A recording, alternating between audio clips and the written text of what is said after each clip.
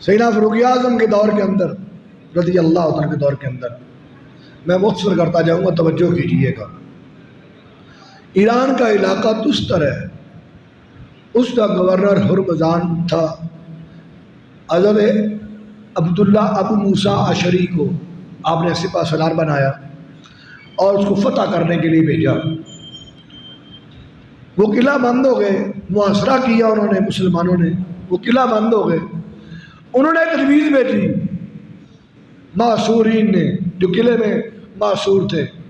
ہرمزان نے کہا کہ ہم ڈائریکٹ امیر المومنین سے ملنا چاہتے ہیں، تو 12 بندوں کو ہرمزان کے ساتھ مدینہ منورہ بھیجا گیا،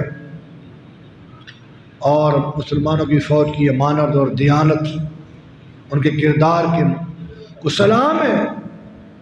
انہوں نے ریشمی لباس پہنے ہوئے تھے معصورین نے، ہرمزان نے، اس کے 12 بندوں نے کنگن بھی سونے کے پہنے ہوئے تھے، اور وہ زرق برق لباس ساتھ ڈال کے مدینہ شریف گئے۔ جب وہاں پہنچے تو انہوں نے پوچھا ہاذا مالککم، تمہارا بادشاہ کہاں ہے؟ تو آگے سے لوگوں نے جواب دیا ہمارا بادشاہ نہیں ہے، ھذا الخلیفہ، تو ہمارا خلیفہ ہے۔ کہاں؟ جب دیکھا تو مسجد میں جناب فاروق اعظم ایک کپڑے کا سرانہ بنا کے سوئے ہوئے ہیں۔ تو آگے سے کہتا ہے ہرمزان کہتا ہے امالہ حاجم ولا حارس، اس کا کوئی سیکورٹی گارڈ کوئی نہیں ہے، اس کا کوئی محافظ دربان حاجم کوئی نہیں ہے۔ تو آگے سے جواب دیا اللہ حارسہ حتی یأتی علیہ اجلہ، کہا ان کا محافظ خود ان کا رب ہے۔ محبت سے کیا کہہ رہے سبحان اللہ، ہر مسلمان کا محافظ رب ہے، کیتا ہونا چاہیے۔ کہا ان کا اللہ حارسہ، ان کا حارس، ان کا حفاظت کرنے والا اللہ ہے، اور ان کا عقیدہ ہے اس وقت تک میں مر نہیں سکتا جب تک میری موت، ان کا عقیدہ اور ہمارا عقیدہ ہے۔ کہا اچھا۔ خیر بیٹھے ہوئے تھے، سیدنا فاروق اعظم اٹھے، اٹھ کر اس کو دیکھ کر جملہ بولے، کہا الحمدللہ الذی اذل ھذا وشیعتہ بالاسلام، کہا سونے دیکھ اللہ تعالیٰ نے اسلام کو بھی عزت دی، اس کے لشکروں کو بھی عزت دی، اللہ نے تمہیں بھی ذلیل کیا، تمہارے لشکروں کو بھی ذلیل کیا ہے۔ پھر ان کا یہ مذاکرات کرنا چاہتے ہیں، کنگن پہنے ہوئے تھے، ریشمی لباس پہنے ہوئے تھے، تو مذاکرات کرنے والوں نے کہا اس لباس میں ہم تمہیں نہیں پسند کرتے، سادہ لباس پہن کے آؤ۔ وہ لباس اتروائے گئے، سادہ لباس پہنے گئے۔ انس بن مالک نے اللہ کی حمد و ثنا کی اور مذاکرات شروع ہوئے۔ پھر ان کو کہا گیا کہ تم مذاکرات کرو، تو ہرمزان ہچکچا رہا تھا، پریشان تھا۔ اس نے کہا مجھے پانی دیا جائے۔ اس نے پانی پکڑ لیا، ہاتھ میں پی نہیں رہا۔ تو سیدنا فاروق اعظم نے فرمایا آپ پانی پی لیں، آپ کو قتل نہیں کیا جائے گا۔ اس نے پانی پھینک دیا، نے کہا آپ نے مجھے ضمانت دی ہے کہ جب تک میں پانی نہیں پیوں گا مجھے قتل نہیں کریں گے۔ آپ اس کے فیصلے کو مؤخر کر دیا۔ آپ نے اسے سوال کیا جو آج ہمارے لیے ایک بہت بڑا سبق ہے۔ آپ نے کہا کیف رأیت الذی صنع اللہ بکم، مجھے یہ بتاؤ جو آج حالت تمہاری ہے اور ہماری ہے، اس کے بارے تیرا تجزیہ کیا ہے؟ کہ تم ذلیل ہو گئے ہم عظیم ہو گئے، تم گھٹیا ہو گئے ہم اعلیٰ ہو گئے، تم ملوک ہو گئے ہم مالک ہو گئے، تم محکوم ہو گئے ہم حاکم ہو گئے، حالانکہ اس سے پہلے معاملہ الٹ تھا۔ اس نے پتہ کیا کہا؟ بہت جملہ بولا اس نے کہا یا معاشر العرب، ہرمزان نے تجزیہ کہا یا معاشر العرب کنتم وانتم علی غیر دین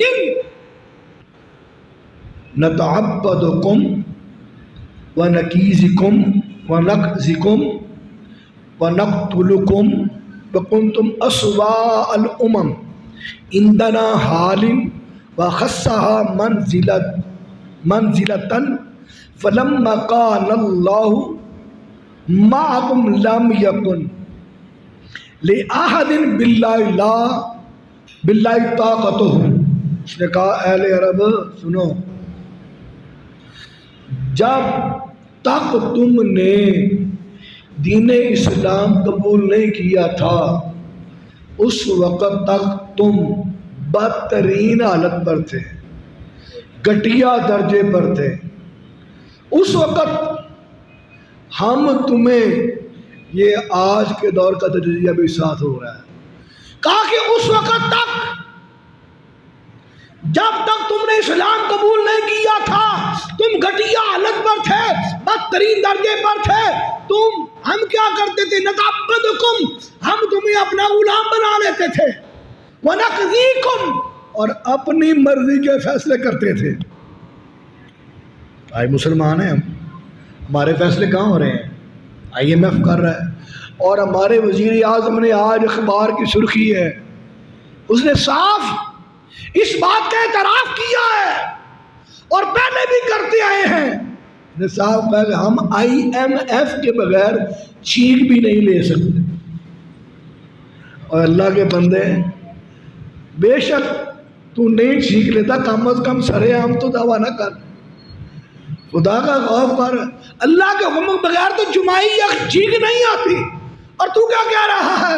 یہ اس بات کا درجہ ہے اسلام قبول کر کے جب بندہ اسلام سے ہٹ جاتا ہے. اب یہ تجزیہ ہو رہا ہے، تبصرہ ہو رہا ہے. یا معاشر العرب، تم گھٹیا حالت پر تھے، بدترین مقام پر تھے، ہم تمہارے فیصلے کرتے تھے اپنی مرضی سے، تمہیں غلام بناتے تھے. وَنَقْتُلُكُمْ، اور تمہیں قتل کرتے تھے. اور پھر کیا ہوا؟ اور تم جو تمہاری حالت تھی بحیثیت امت بہت بری حالت تھی. اور پھر کیا ہوا؟ پھر تمہارا یہ حال آیا، تم طاقتور ہوئے، تمہاری اللہ نے مدد فرمائی، تمہاری اللہ نے مدد فرمائی. اور جب اللہ مدد فرمائے، کہا اللہ نے جب تم نے اسلام قبول کیا، جب تم مسلمان ہوئے، پھر اللہ کی مدد تمہارے ساتھ ہو گئی، اللہ کی امداد تمہارے ساتھ ہو گئی. پھر ساری دنیا کی طاقتیں دیر ہو گئی اور اللہ کی مدد کے ذریعے تم بلند و بالا ہو گئے. عزیزان گرامی قدر، خیر اس نے اسلام قبول کر لیا اور اس بات کی تفصیل مل گئی کہ جب اللہ مدد فرماتا ہے تو اللہ اپنے بندے کو غالب کر دیتا ہے. اور پھر اس کے بعد کیا ہوتا ہے؟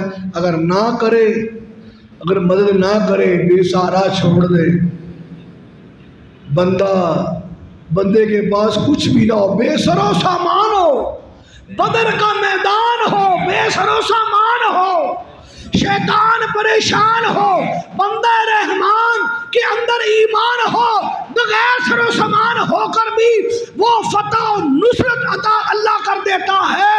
لیکن اگر اللہ کی مدد نہ ساتھ نہ ہو، بندہ اتنی طاقت بھی ہو، کاسا گدائی لے کر پھر بھی دنیا میں ذلیل ہوتا پھرتا ہے، دنیا میں ذلیل ہوتا ہے.